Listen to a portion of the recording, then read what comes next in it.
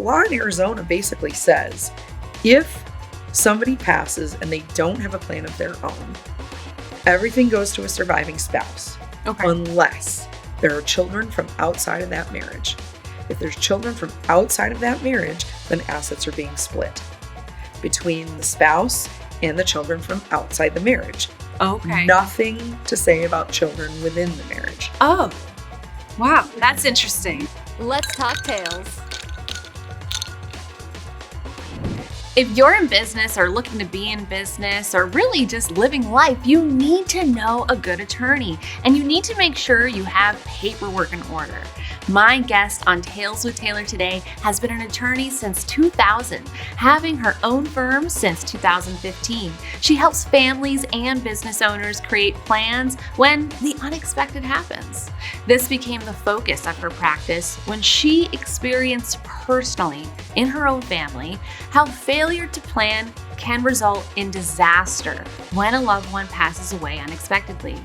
It was this process that inspired her to immerse herself in learning all she could about these practice areas and, along with her team, create educational tools to help clients learn, understand, and then make educated decisions on how to plan for their own families.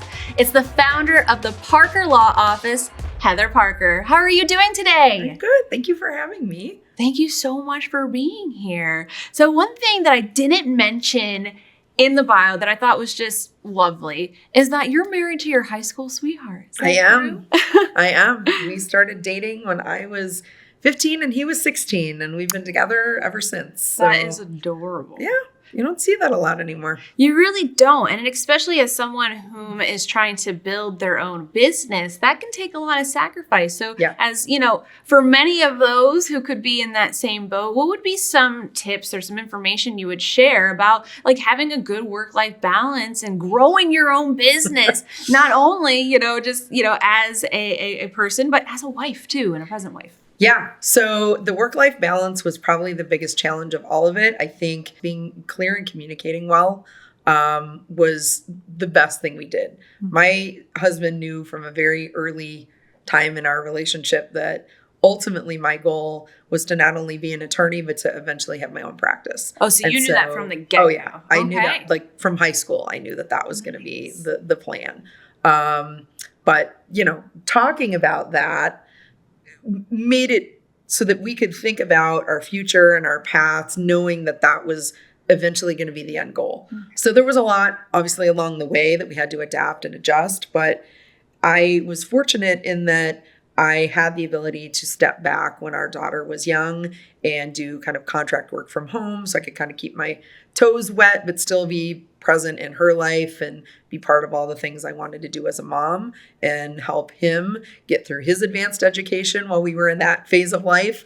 And then as she got older and he was done, then it was my turn. So I think it was just being aware of where we wanted to get and how were we going to navigate those paths.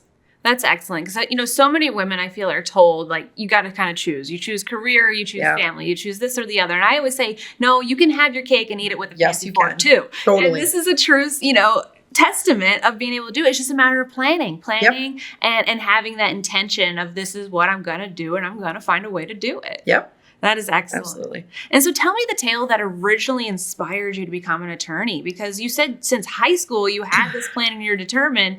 I don't feel most little girls growing up say I'm going to be an attorney. Yeah, I think there were things that happened in the course of my life that oftentimes made me feel like I didn't have a voice. And so having certain things happen in life where I just sort of said, enough is enough. I mean, this is going to sound really sort of juvenile, but literally as a kid, I grew up on a street where everybody was really close. I grew up in the Midwest and, all the families knew each other. The parents all hung out. The kids all spent time together. It was one of those, like, if you misbehaved to somebody else's house, before you walked down the end of the street, your parents were going to know about it. And that was if the friends' parents didn't already sort of scold you. But I, being the age I was, the other kids in the street who were my age were all boys. Mm-hmm. And so I either had to hang out with the little kids, or if I wanted to hang out with the kids my age, it was all the boys, which meant I was like it for everything. I was the goalie for everything. I was whatever. And there was one kid in particular who was just really unkind. And he would just, kind of just pick on me, right? Throw balls in your face, like just mean. And you'd take it because I'm like, well, I want to hang out with them. And one day came, I just literally blew up, told him what I thought, chucked a ball in his face and went home. Nice. And from there I was like, wow, not because I wanted to hurt him, but that kind of felt good to tell him to knock it off. And there were other times in my life where I felt like I was going to finally speak up and say something. And it made me feel powerful, I guess. And I liked the idea of being able to help somebody else be in a position where they maybe initially did not feel like they could express themselves, particularly in a legal arena, help them get to that point. Whether they couldn't do it themselves and they needed somebody else to be their mouthpiece, that was the initial part, which was funny because then when I actually went to law school, I was interested in real estate. Not typically a whole lot of work in court for that, but then I got into law school, loved it, had, exercises I was required to go to court and argue, etc. Well, yes, my mom, that was never an issue as a kid, but I fell in love with it. And from there, I was like, that's it. Litigation is where I want to be.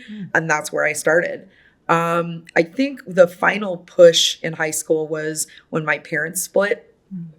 And I kind of watched my mom feel like there were only so many things she could say. She wanted to make sure that we were protected and it was easier to not fight. And I feel like there are things that she sacrificed because she didn't feel like she could express herself that way. So that was kind of the final push that this was what I really wanted to do. Wow. And then ever since then, you just stayed focused and you've been doing it. That's just phenomenal. Yeah. And so tell me, what are some of the biggest mistakes that, as a business owner, most of the audience here are going to be entrepreneurs and business owners. What are some of the biggest mistakes or lack of paperwork that you tend to see people have? Yeah. So it's like with any other relationship, a business is a relationship, whether you're going to business for yourself or you're going into business with other people. We're in that honeymoon phase at the beginning where it's like, oh my gosh, I have this amazing idea or ideas and I'm going to make all these things come true. And it's, either something I've always wanted to do or it's a new idea, whatever it is. But not having the what ifs agreed upon before the what ifs actually happen can be some of the most critical mistakes that people make. So I'm going into business with somebody. We decide we're going to make widgets. We agree what our proportions are, whatever that is. But did we talk about what happens when one of us wants out? Did we talk about what happens if something happens to one of us and we either are no longer able to fulfill our obligations? Maybe there's a physical issue, a medical issue, whatever that is. What happens if one of us passes away? Right? Those agreements have to happen on the front end when everybody's happy and likes each other, as opposed to waiting until there's something. Reason. Well, yeah, because if you wait until something actually happens, nobody wants to agree at that point, right? Like everybody's annoyed about whatever it is, and we're not going to be able to agree, and that's almost always going to result in being in court, and that usually results in nobody getting what they want.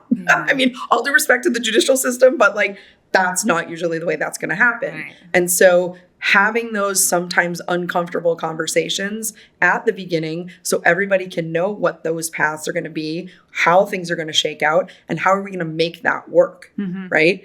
Because if it's two people in business together and one person wants out, most businesses don't have half of the business's value available in cash to pay that person out or their family or whatever that is. And so constructing a method for dealing with that on the front end is critical. So I would say that's probably the single greatest issue I see with people who are on the early stages of their businesses and even later in the stages of their businesses. Even later. I know you, I'm just going to speak up. You helped us, I think we were 5-6 years into business with officially putting some of our articles of organization put together correctly for certification to be a woman-owned business. And so even those solopreneurs out there, you might go, oh, well, I don't even have a partner. I don't need to worry about this. However, if you're filing for certain certifications, you need to have that paperwork in order. Yep. And I would say that is particularly important in Arizona. So obviously I can only speak to that from a legal standpoint. I'm licensed here. But there are certain state laws that exist that if you don't create your own operating agreement for an LLC, the law has one for you. And as is typically the case, the law's plan probably not as good as the one you would create yourself and could result in things you wouldn't want to happen. Yeah, most definitely. And I feel most people are a little intimidated by an attorney. It just, you just think like, oh, I'm going to call you and then I'm going to pay $100 just to even like have you pick up the phone. And I think that makes people a little hesitant to even reach out for help. However, you are very open to have conversations, are you not? Yeah. So one of the things that I knew I wanted to do when I created my own practice was make things accessible. And so the way I've run my practice from the beginning is an initial consultation is without a fee. I think that's an opportunity for me to get to know the potential client, them to get to know me, decide if we are compatible, decide if they feel comfortable with me, because regardless of whether we're doing business work or we're doing estate planning for their families, if you don't feel comfortable with the professional that you are working with, and I think that's true in a lot of arenas, you're not going to share everything with them. So true. And if you don't share everything with them, the end result is not going to be complete. And so I think that first step is super important. Which I absolutely love. You know, I love that you have that free consult. It's just like you said, it's an opportunity to say, are we going to be a good fit? Yep. You know, are you really going to help me? Are we going to be comfortable working with each other? Because especially in estate planning, you're going to be asking some tough questions, and people really need to be comfortable and vulnerable to be their true authentic selves and give their honest answers. Yes. And so when should people, because obviously, you know, we're all, the majority of the audience are business owners, but we're also all people. So when should we think about estate planning and some of those other, you know, future things that we know are going to happen, but we never really want to talk about them happening? I think just conceptually, estate planning, people assume that what we're talking about is where does their stuff go when they're gone, right? And that's certainly part of it. But I think it's important to think about estate planning is kind of like an umbrella term. And it's kind of the best analogy I have is it's like building your legal toolbox, right? And so there's different tools we need at different times of our lives. And so it really sort of, I hate to give the lawyer answer if it depends, but it does depend.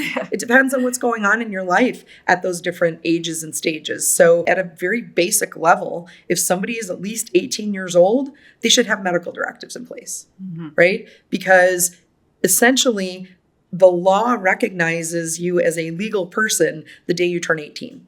Which means there's certain laws that apply to you that didn't apply to you when you were under 18.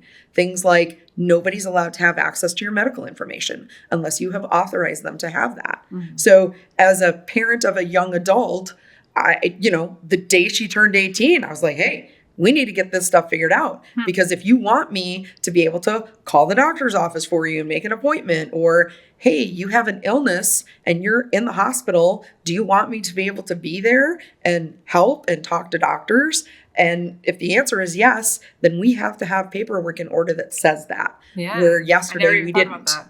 So, for parents of young adult kids, it doesn't matter if they live in your house, if they're on your insurance, any of that. The law still says you are not entitled to information. You're not entitled to make decisions for them. Only the things that they decide and that they express in writing are what will carry.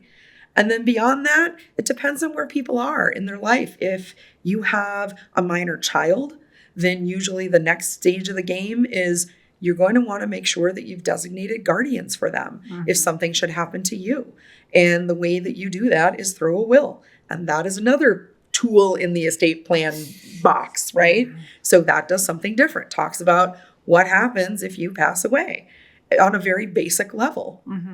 There's other pieces to the toolbox. And I would say when you're at the point that you are starting to accumulate assets, whether that is a home or you've got some investment accounts, a business, you have to think about. We're going to have a private conversation. Right? Well, because what you have to start thinking about is things like, all right, what is the value of my business? Well, as an entrepreneur, many people think, well, the value of my business is me. that may very well be true. But think about the other pieces of that, right? Do I have employees? What would happen to them if something happened to me? This business can't continue to serve its client base. Well, those people will not only not be able to be paid, they're probably going to be out of work. And if what's going on with me is temporary, think about all the time I have spent building this business to its point where would it sustain if I was out for a month? What about a week? And, then we have to start thinking about that. Okay, well, do we have something in place that would allow someone to be able to step into that role and keep things going? Right. Whether that looks like somebody being hired to do what I do temporarily. Are there other people who would be authorized to step in? It's usually sometimes the most basic of questions, like who's authorized to write checks out of your business account? If it's only you and you have something happen to you next week, your employees aren't going to get paid. Your vendors aren't going to get paid. They're going to rapidly stop doing work for you, which is going to slow the train down to a stop. And then what if I recover? Then I come back to a business that now has no value and I have to start over. So setting things up in a way that protects against that is not only going to give some comfort and peace to those who you're providing service to and who are on your team, but it should give you some peace of mind as well so that you can continue on, and let's hope that never happens. But at least if it does, I know I've set things up. It's almost like insurance. You never want to actually use it, but you do need to have it to just have that peace of mind and plan in place. Yeah, because the thing is, we pay a lot of money, no disrespect to the insurance agents out there. We pay a lot of money for car insurance and homeowners insurance or renter's insurance or all those things, all of it. And we're paying that money on the off chance that something bad is going to happen. I got news for you. Human mortality, 100%. We're all going to go at some point. It's a guarantee. We just don't know when or how. And so planning for what we know is eventually going to happen is important. But what's really important as part of that is regularly revisiting it. Because whatever I'm planning today, my perspective may be different 5 years from now or 10 years from now. Either what I'm planning for, the assets I have, the people in my life, the people who I'm considering putting in places of authority, those relationships can change. So it's a good idea to make sure you reconsider it regularly and think, okay, well, maybe all I did 5 years ago was my medical directives because that's really all I needed to worry about. Well, guess what? I bought a house now. I've got a child at home. I've started this business. Maybe I need to think about what else might be an important tool in the box now. That's really important. It's amazing how, since legally we're supposed to, but we've just accepted the fact that we need to have insurance. We've accepted the fact that we need to have all these things for the what ifs. But yet, since there's no really regulatory, you must have, your will in place, you must have this and that, the mindset isn't there that you need to think about these things and that you need to plan for these things. Well, and the trick to that is if you don't plan, kind of like we were discussing on the business side, each state has their own built-in laws about who will inherit assets if there is no prepared plan by the individual when they pass away. Sometimes it's what you would expect, but particularly if somebody has a circumstance where they're a blended family, the law here is different. I think most people assume, well, if something happens to me, everything goes to my spouse. That is not always the case.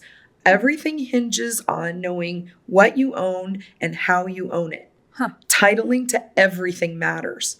And it's stuff that people don't pay a lot of attention to, right? They buy a car, they buy a house, or whatever. They just assume, well, it's my spouse. Well, take a look at those titles once in a while, because what we often find is that people don't realize, wow, you're not actually on that. Your name's not listed. We need to talk about that because the law says who owns it is what tells us who can do something with it. And that sounds really basic, but that's the first step in the estate planning process is figuring out what do we have and who owns it. Right, who technically, legally owns it. Because if I own something with somebody, then usually the presumption is that that's where it goes when I'm gone. And then what if I only own something in my own name? Right. Maybe that's a vehicle, or maybe I've got a 401k or something like that. If I pass away, the next step in the process is did I name a beneficiary on that?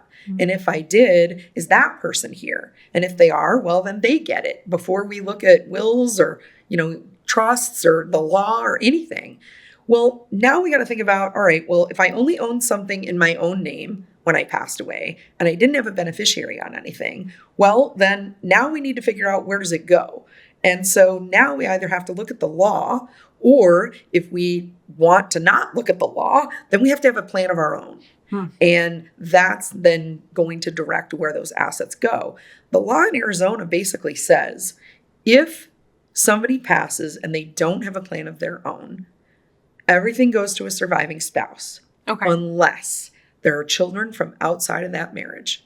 If there's children from outside of that marriage, then assets are being split between the spouse and the children from outside the marriage. Okay. Nothing to say about children within the marriage. Oh, wow. So that's interesting. Really important to understand family dynamics, what the presumptions are, where the assets are. It's so important, because all of those things factor into what we do. And that is really what the impetus was for me to go into estate planning as my focus practice area. Yeah. My background was in contract litigation. I was thinking, from real estate and this, litigating contracts. Yeah. And what happened basically was my dad passed away, and we were a blended family. So my folks had divorced when I was in high school, and everybody remarried. And my dad really, he didn't really have much in the way of assets. So maybe that's why he thought he didn't need a plan. But he was an only child, and his mom was still surviving, and he was set to inherit a pretty substantial amount of money.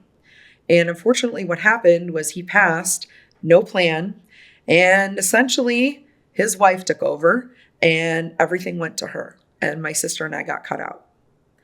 And I don't know if that was on purpose, not on purpose. There's no way we're ever going to know that. But my position on that was, I went to law school and I didn't know how all this worked. So how does the average person understand this process? And rapidly came to the conclusion that they don't.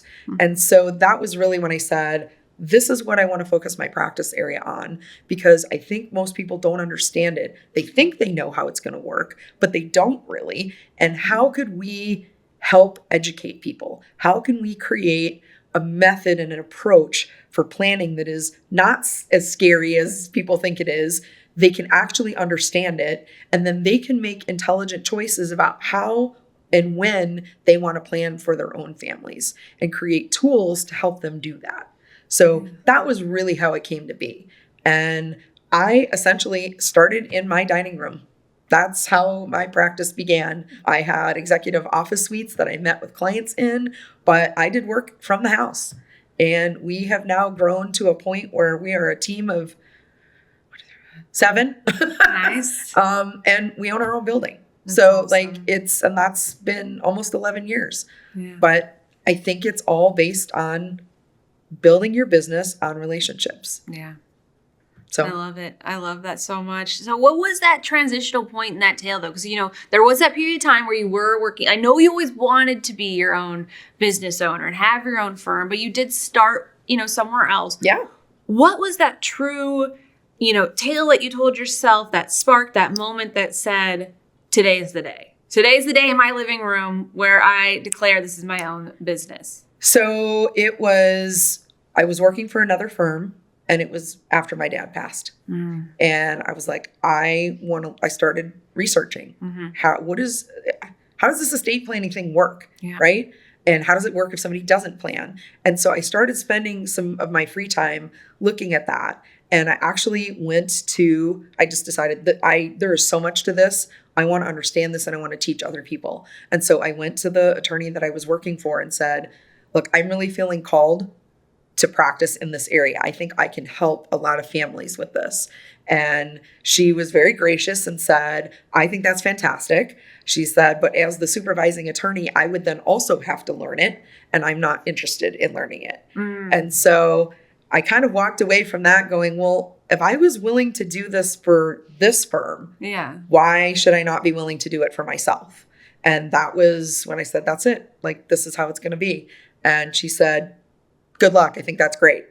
And so I literally packed up my stuff, drove down the street to executive office suites and said, help, what do I do? How do I get a space that I can meet with clients? And then I went home and said, all right, where am I going to do the work? Yeah. And that's kind of where it started. Beautiful. And then you just went with it. That's Yep. amazing. That's excellent. Wow. So I would love to know also, like, tell me what's one of your favorite tales that you've ever read or heard, just for fun too on the side. So I would love to say that I do a lot of reading. I will say that law school kind of killed that love of reading, if I'm being honest. Okay. So yeah, having to plow through 500 pages worth of detailed stuff a week while I was working full time was a lot. So I'm a person of faith, and I really like to read books that help people navigate through that, right? Self-improvement, but a lot of it faith-based, Okay. right? So just to kind of help me with my relationships in that regard and to kind of center me in how I approach my daily life and my clients and my family. And so I think when I commit to myself to read, and I try to do that, that's usually what I'm reading. Yeah, because you need something to release. Because especially, I can just imagine in your industry, it's pretty heavy content that you're taking in. That you need that moment of release, of calming, of filling up your own cup. And then also being a mom, being a wife, and so you need those moments. And sometimes having just tales to listen to or to read can be really helpful. Yep, I would say my big release is cooking. Oh. I love to cook. Okay. I love to cook for groups. I love to cook for my family, for friends, whatever that has always been my release. What's your favorite thing to cook? What would be like the meal? What is the Heather Parker like? I usually tend to lean Italian, okay. Which is funny because I'm just not Italian at all. My husband is. Most things Italian, I would say. Big spreads, lots of appetizer things. I'm less a baker and more a cooking. That's definitely me too. People are usually one or the other, right? But I like the play fast and loose. Baking is more. Don't have to follow the rules exactly. Yeah, I'm not the measurement gal. I'm the little of this, little of that. Mm-hmm. Feeling a little extra spicy today. Yeah, let's do a little extra. Totally. Yeah. Or hey, we had this thing at this place. I wonder if I can try to recreate it. Right. And then back to the drawing board if it doesn't go the way you thought. But yeah. Yeah, baking, you can't do that. Oh, no, gosh. No, it is not forgiving, that's for sure. Yeah.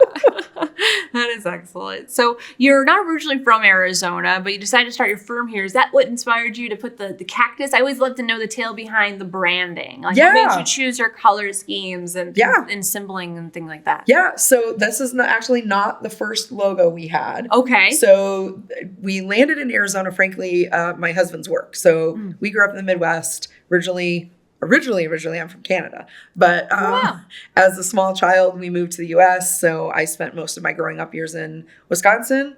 Met my husband there. We got married in Wisconsin. Went to law school in Chicago. We lived in the Chicago suburbs for about 5 years. And then the company he was working for needed to relocate a whole department of folks. And so we landed in Arizona. But the first iteration of my logo was a lot more basic than that. All due respect, my husband created a logo for me because I was came home that day and I'm like, I need a logo.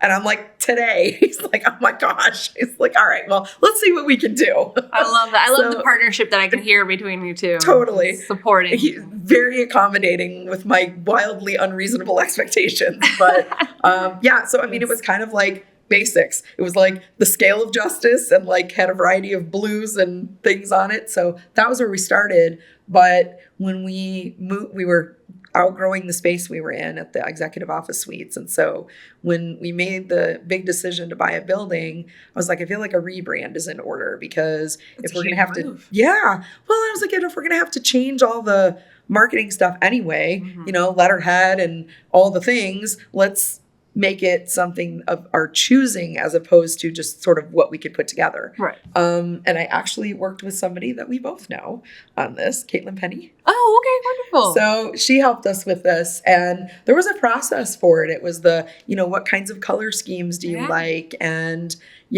what are you looking for your logo to tell people about you? Yeah. And, I was like, I don't want it to be cold. I just feel like there's so Right. many, especially lawyers, all due respect to my lawyer friends out there, we don't tend to be known as being real personable. Exactly. and That's what real I had open. mentioned too.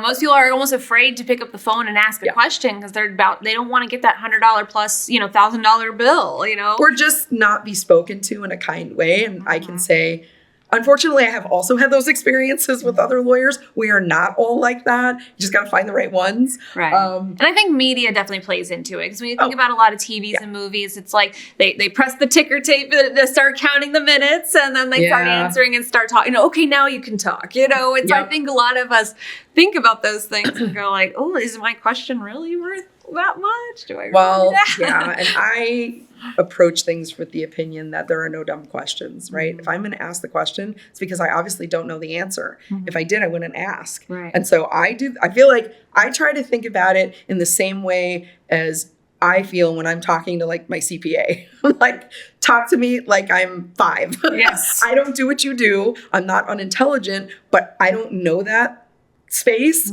So educate me. Help There's me so to know many what niches in the questions to world. ask, right?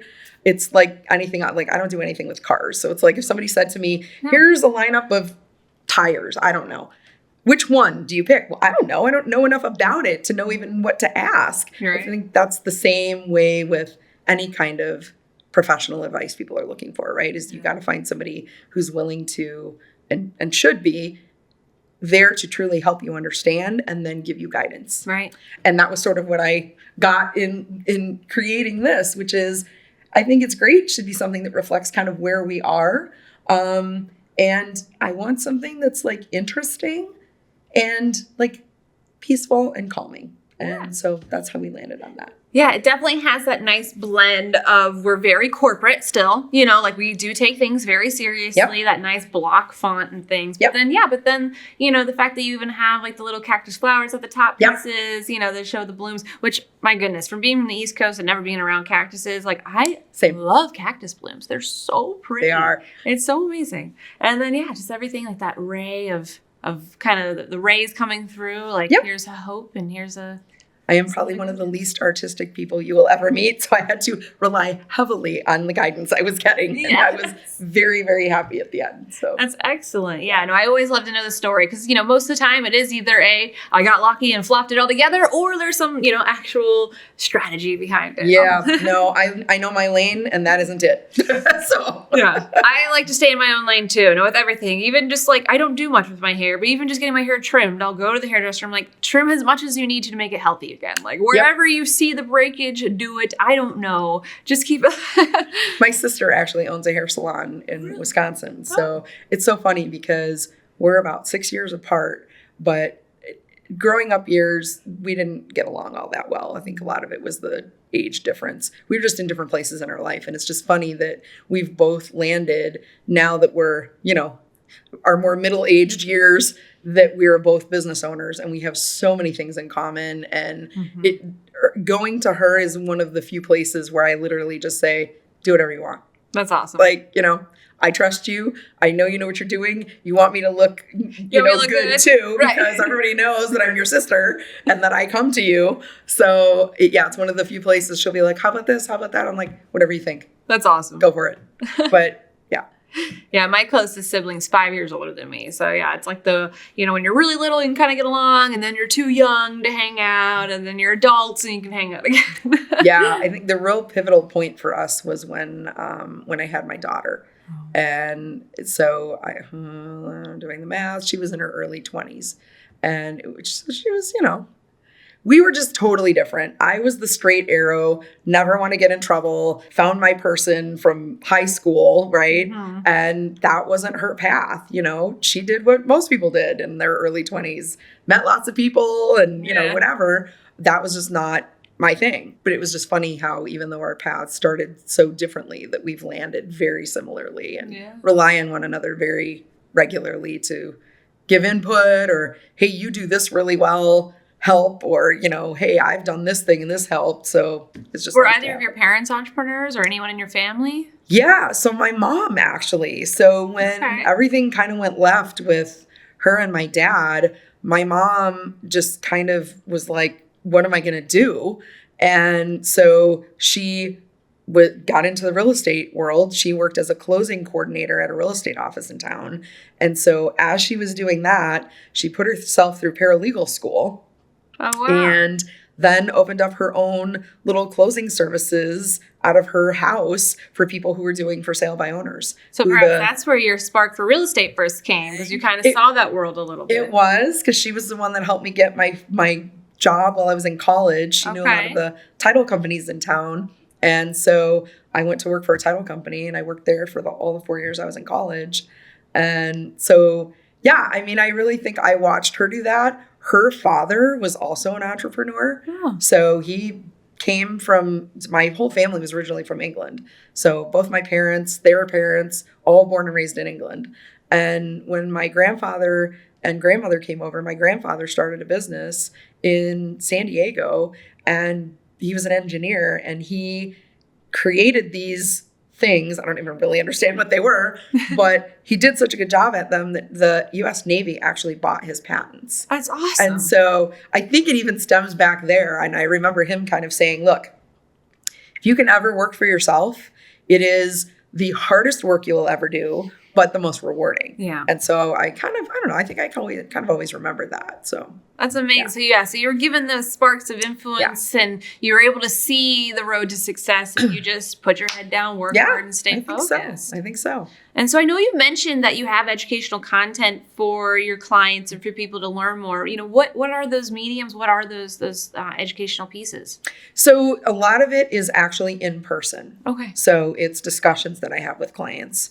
And then what we've done in the office is create kind of some visual representations that we're actually working on building into more of what's more publicly available. So eventually some of those things are going to land on our website.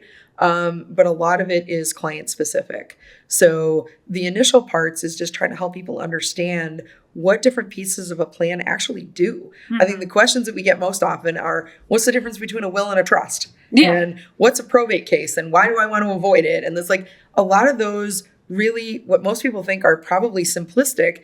They're not. There's a lot of nuances to that, and knowing which of those things makes the most sense is kind of part of our job.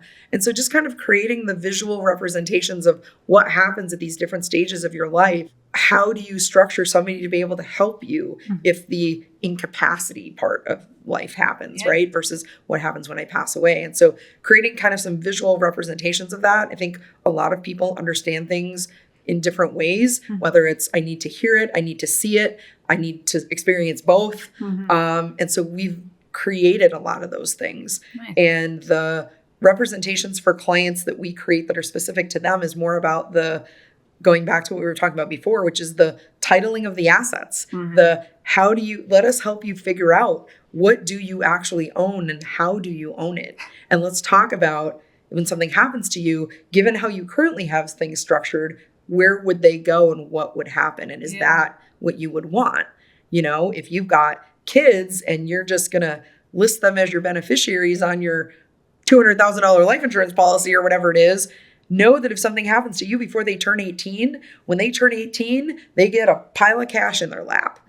Well, maybe that's not quite how you want that to go down, right? So if that's the case, let's talk about how do we structure them to receive in the way you would have given to them. Right. Maybe you would want that money to be used for college or to help them buy their first house or, Or things like that. to them at a certain schedule Yes. versus all at once. And that is more the lane of a trust. That's the sort of detailed instructions about how things should be distributed to another person and who's going to be in charge of it. I mean, that's kind of the simplistic approach, but that's the kind of thing that we're explaining to clients. Here's what this tool does. Here's what this tool does. Yeah. Let's look at your life and figure out which of these tools make sense for you now versus what might make sense 10 years from now, Right. But I think that's the approach that we take. I think unfortunately, there's a lot of firms out there that just say, tell us what your situation is. Don't worry, we're going to create it. And then you just come in here and sign it. And my thought is, that's not good enough. Clients need to know how it actually functions. Whether they want to know all the little intricacies of it, that's up to them. But the basics are important, because if they don't understand how all of this works, then chances are what we're creating the tools, but if they don't fill in the gaps and they don't take the next steps, it's not going to function. And that's one of the biggest pieces that is missing when I see clients come in, or potential clients come in with existing plans. And then we talk about, okay, so you have this trust that somebody did for you. Did you put your assets in the trust? And they're like, I don't know what that means. And it's like nails on a chalkboard, because I'm like, gosh, that just means somebody didn't explain it properly. Yeah. Right. So I'm like, all right, so now we're going to help you do that. We're going to help you revamp this thing and then make sure that it works. And those are kind of the tools and the processes that we have built into planning for our clients that is different than a lot of what I see. Yeah. And that's why. Visually, when you were talking, what I kind of saw in my mind, especially when it talks about like, okay, who's on the label of the trust, or who's on the label of these things. It's like when you buy a new home and then you go to the breaker box and you're just having to trust that maybe the labels are correct. Totally. And then you're just flipping stuff, and out of nowhere now your kitchen's completely off, although you're trying to get to the living room. And like, that's what I visually saw, because I've experienced, and that's so annoying, but now this is even worse. This is about, your family and your legacy and your life. And if they switch the breaker that they think was supposed to go to the living room, and it could be catastrophic. And so I don't know, as you're talking, it just visually came to me, like, it's just so similar. And, breaker box, we turned off the wrong set of lights, isn't that big a deal. But if you are sure can be sending the wrong assets to the wrong set of people or in the wrong way, that could be a catastrophic, unreversible mistake. And that's another thing too, is that, if there's a mistake that's reversible, you don't need to stress so much about making that decision. But when a decision is unreversible, that's when we can't make a mistake. Yep. And that's something that I think we really need to think about when it comes to, wills and trusts and some of these, really, quite frankly, things that should have been discussed senior year of high school. I feel like senior year of high school should have just been like, what's a will? What's a trust? What are taxes? Like, how do you write a check? Although I don't know, people don't really do that much anymore anyway. But that should be the requirement of, understanding. I know it's something they're starting to talk about. Some of the high schools are having these, financial literacy classes. Yeah, basically. Sorts. Yeah. But it's so basic. Yeah, no, there should be definitely that information. Because especially as you mentioned earlier in this interview, that as soon as you turn 18, to the states, to the courts, like, you are your own adult, your own person that needs to make their own decisions. Most of us, I know I was 18 when I graduated high school, being a January birthday. A lot of us are 18 or just about to be 18. These types of things should be discussed more and shared more. Agreed. And, the comment you made about the decisions that we make, whether they are reversible or irreversible, that's the difficulty in planning, right? Is because we like to think that we're going to have the ability to change things in the course of our life, but we never know when that day is going to be the last day. And I'm not trying to sound like morbid and scary and everything, but we don't know what that's going to look like. We don't know when there's going to come a day that we won't make it home that day, right? Or there's an accident and I might not make it home in the way I left that day, right? And that's why being on top of this, understanding it, and knowing that I need to revisit it with some regularity so that my family's not having to rely on something I did 20 years ago that it's not even relevant anymore. And I think that's the part people should think about, is that planning, whether it's for your business or estate planning for your family, it's more a gift for them than it is for you. Right. It seems like it's about you, and it is a little bit in your lifetime, but it's really more about creating something that your family's going to be able to use when they need to step in and help you, and whether it's your family or not your family, whoever it is you're going to put in those positions of authority, because as a side note, if you don't decide, somebody else is going to decide, and it might not be the person you would choose. And so thinking about that from our different stages in life, right? So, I'm happy to share, I'm in my early 50s and I've got a young adult daughter who's recently married. And so, what my life picture looks like is, okay, we've kind of got her started on her way. Now we're looking at ourselves, and now we're looking at our parents and who is still around that we might need to help. And do they have things in place that are going to allow us to help them if and when that time comes. So planning affects the different generations and in different directions, right? So having the conversations not only with our families, who we may need to help, but then those who may need to help us, and making sure that all of those directions, instructions, whatever, are set up properly and in a way that they understand. Again, the other thing is I can create this great plan, but if I don't tell anybody I've done it, right, and I don't tell them where it is or how it works, it's not going to work. So true. I literally even just showed my dad. I was like, hey, this is a binary. Like, this has literally all my passwords, all my everythings. I need to work. I need to have a conversation with you about, having a formal will and things like that. But I'm like, I at least have started with some stuff of like, you could find everything about me here in this folder. And that's so important, because if you just stop and think about, okay, if something truly catastrophic happened to me today, because car accidents happen every day. They and do. It's unfortunate, but you gotta be like, would my loved ones even have the first clue where to start? Right. Do they know where I bank? Do they know where I keep my notes of things? Do they know where I keep my passwords? Do they even know where my computer is? Right. Do they any of the stuff sounds basic. What about my dog? Do they know what medicine my dog? I mean, I know that sounds like, but silly it's little true. things. You want life to carry on, without you. I think it was stuff. Bill Burr that said it was a joke that's like the most narcissistic thing you can do is not have a plan for when you're dead. Because then people are constantly having to think about you. I What would heard you that do? bit, and I liked that. Yeah. But it is important. You really have to think about it. It's for them. Yeah. Right? And how can they accomplish what I would want them to be able to accomplish if I haven't given them the right tools? And in the most streamlined way, where then they have the ability to emotionally process and, be able to grieve. Because if you're dealing with the legalities and if it's a headache, that's just an extra bit of pain that you can, resolve for them. That's so true. Absolutely. So if you were to write a tale, what would be the title of that tale?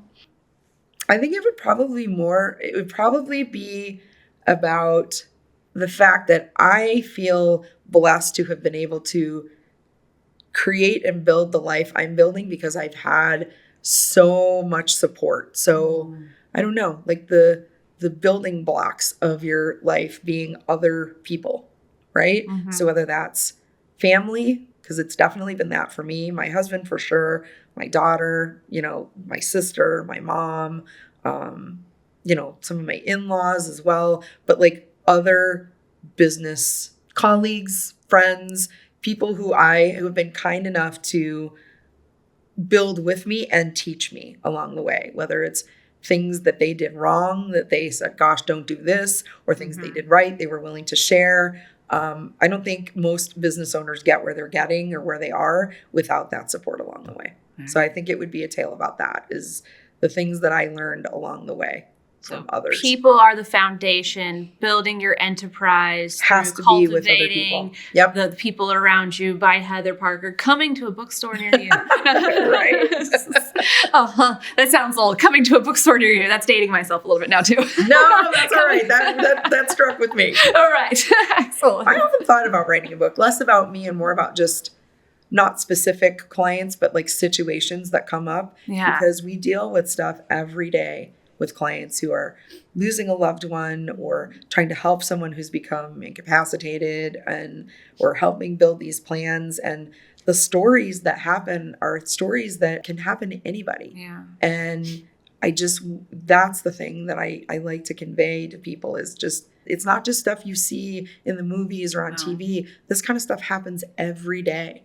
And just being aware of that can make people think a little more, be a little more intentional about what they're going to do. Planning will give you peace. 100%. Okay. Just trying to come up with more titles for you. Yeah. I mean, I'll be honest. When we get to the end of a planning process with clients and they've signed their plan and then we have our final meeting to talk about, okay, here are the other steps you need to take. I watch for it. As they walk out the door, the shoulders go down. Yeah, I bet. Just that relief. Yep. Totally. It's great. We're all taken care of. We have a plan. Yep. So now, possibly the most important question I ask. Uh-oh. What's your favorite animal with a tail? Oh, I like to get a little punny sometimes. yes. Oh my gosh. So big fan of animals. So I'll probably have to go with, the lame, but the dog. We have Team a dog that we love. And we kind of always had dogs. Most of that's because I'm allergic to cats, but yeah. Oh, my team cat heart hurts for you a little bit. It's okay. I like dogs too. I like being an aunt of a dog. I want to play with the dog, but when it has to go out and poop, you gotta pick up its poop. Like, you go back to your mom. Well, you kind of have to do that with cats too, don't you? But it's a litter box. Yeah, I guess. It's, you Maybe scoop it. It's just, it feels a little further away. I suppose. Yeah. It's a little different. They don't need you to go take care of it, I guess. Exactly. Yeah. Yeah. So dog for sure. But I don't know. I love most animals. Yeah. Yeah. Well, people with good hearts tend to like animals, Well, so thank that's you. good. Thank you. So if people, got to the end of this and, obviously I feel like they'd be inspired to do something, what would be that first, just one simple step you think people should take today in order to better plan for the what ifs of the future? I think it would be kind of what we talked about at the beginning, which was the know what you have, know how you own it, and make sure that you have things broken down. Make lists. I'm a big fan of the list, right? Here's everything we have. Go and check. What does your account statement show? What does your deed show? How did you create your business? Who's listed on your life insurance? Like, make sure you know all that stuff. And does it align with what you actually want to happen? All right. That's the first step of the process. So relabel your life breaker box. Make sure Yes. you know Absolutely. what every switch really is, Yeah. and know how it's labeled. And then don't be afraid to have a conversation. Yep. I know we've mentioned it a few times in this interview that, Heather and your team, you do allow a initial consultation. It's an opportunity to get everyone comfortable with who each other is and what the process is. There's no obligations from that standpoint. I think there's no downside to learning and understanding, and whether the ultimate result of that is, now I better understand it, but now isn't the right time. But now I've got some kind of idea about what the proper timeline might be for me to start considering these other things. Then, as far as I'm concerned, that's a win. We're not in the short-term relationship building business. Like, we are looking to build long-term relationships with clients. So whether that is, we're helping you now or we're helping you later, I'm okay with that. It all comes back around. And we're going to have all of your contacts in the show notes, but really, quickly, verbally, what would be the best way to get a hold of you? So you can either contact our office by phone or by email. You will get one of my fantastic team members, at least initially, that can help coordinate kind of a day or time for a meeting, whether that's in person. Some people like to sit across the table from me and shake your hand. Yeah. Other people would prefer to be on the phone or virtual. We do all of those things, but that's the best way to do it to start. All right. So Arizona residents, you've heard this. You have a fabulous attorney right here to meet in person or virtually, and just start having those conversations, start planning, because truly you never know when the day will come. And it's always better to have a plan for your family and for your loved ones. And even if you're a single person, where do you want your money to go? What charities do you love? There's a solution to, your desires. You just got to have that conversation. Definitely. So thank you so much for having this conversation with me. It was such a pleasure to have you. It was so fun. Awesome. Till next time, everyone. Thank you for watching Tales with Taylor. Please make sure you like and subscribe to the Financial Potion YouTube channel to never miss an episode.